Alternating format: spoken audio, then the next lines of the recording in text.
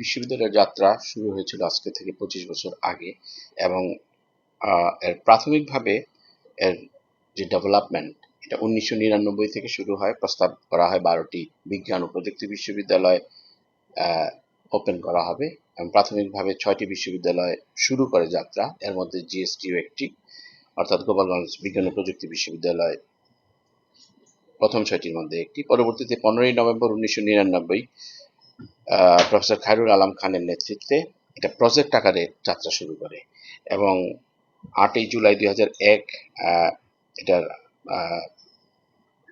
যেই যাত্রা শুরু হয় এটা ফাইনালি একটা ইউনিভার্সিটি আকারে যাওয়া শুরু করে 2000। এটা লম্বা হিস্ট্রি এর আছে যে 2010 সালের ডিসেম্বরে 14ই ডিসেম্বর প্রথম ভাইস চ্যান্সেলর নিযুক্ত হন প্রফেসর খায়রুল আলম। উনি রাজশাহী বিশ্ববিদ্যালয়ের শিক্ষক ছিলেন এবং আনুষ্ঠানিকভাবে বিশ্ববিদ্যালয়ের শুরু কিন্তু 2010 থেকেই, যদিও এটা 25তম প্রতিষ্ঠা বার্ষিকী। এবং তারপরের থেকে প্রতি বছরই ছাত্র ভর্তি করা শুরু করে এবং ইদানিংকালে আমরা প্রায় 1505 জন 6 জন এরকম ছাত্র ভর্তি করি। এখানে অফিসিয়ালি 33টা ডিপার্টমেন্ট আছে এবং 5টা ফ্যাকাল্টি, 5টা হল এবং 9 জন ডিন আছেন 9টা ফ্যাকাল্টিতে। তো টোটাল ছাত্র সংখ্যা অ্যারাউন্ড 12,000।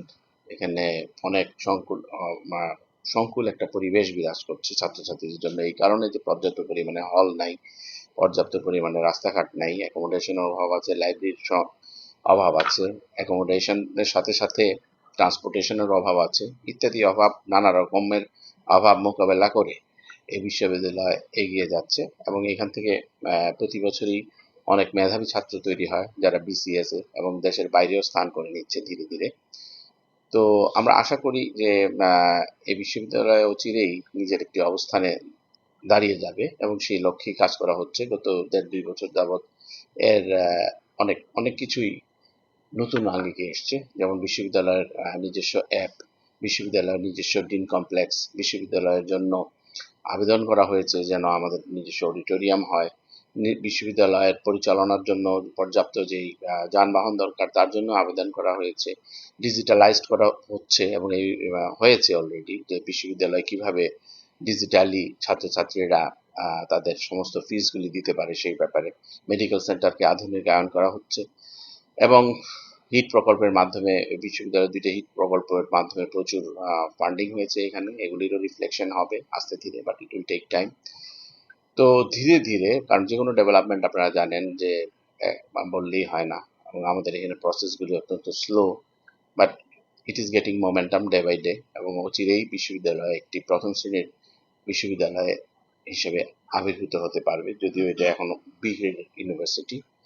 আমরা আশা করব যে এই বছরে না হলে অন্তত আগামী বছরের প্রথমার্ধে এই বিশ্ববিদ্যালয় এ গ্রেডের একটি বিশ্ববিদ্যালয় হিসেবে রূপান্তরিত হতে পারবে এবং এখানে sufficient numbers of paper publication হয় প্রতি বছর এবং সেগুলো আমরা এইবারই প্রথমবার সংকলন করেছি, প্রায় 300-র উপর পেপার, যেগুলি বিভিন্ন জায়গায় পার্টিকুলারলি স্কপাস ইন্ডেক্সড জার্নালে প্রকাশিত হয় এবং সেগুলিকে আরো উৎসাহিত করার জন্য আমরা কালকেই ইউনিভার্সিটি গ্রান্টস কমিশনে একটা মিটিং আছে যে বরাদ্দ কিভাবে আরো বাড়ানো যায় এবং কিভাবে আরো এফেক্টিভলি আমাদের শিক্ষকদের মাঝে এই গবেষণার টাকা ডিস্ট্রিবিউট করে উন্নততর একটি গবেষণা হাব এখানে তৈরি করা যায়, সেই লক্ষ্যে আমরা কাজ করছি। তো এটা উন্নয়নশীল বিশ্ববিদ্যালয়ের যা যা করা দরকার প্রায় প্রতিটি ক্ষেত্রেই আমরা অ্যাড্রেস করার চেষ্টা করছি, কিন্তু সেখানে অন্তরায় হচ্ছে সবচেয়ে বড় অন্তরায়, যেটা সিভিয়ার ফান্ড কনস্ট্রেইন।